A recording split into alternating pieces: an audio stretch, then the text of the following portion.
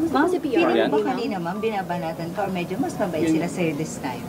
Kasi yung word kanina ka na gano'n Banat yun. Banat talaga yun. Maganda lang magsalita. Magaling lang magsalita yung dalawang nagtatanong. Hindi sila tulad nung dati na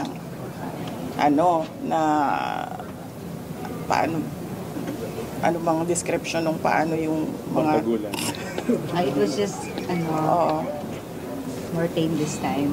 Oo, kasi 'di ba? Hindi naman sila nagtatanong about sa budget eh.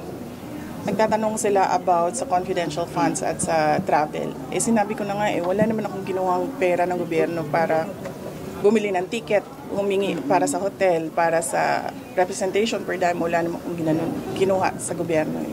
Ma'am, were you expecting an atmosphere a while ago na gano'n na magiging scenario or you prepared for a more intense sagutan sana kung sakali? Were you surprised na gano'n lang kanina? Far from the last time you were here? Oo. Hindi lang yun naging intense kasi hindi ako bumanat.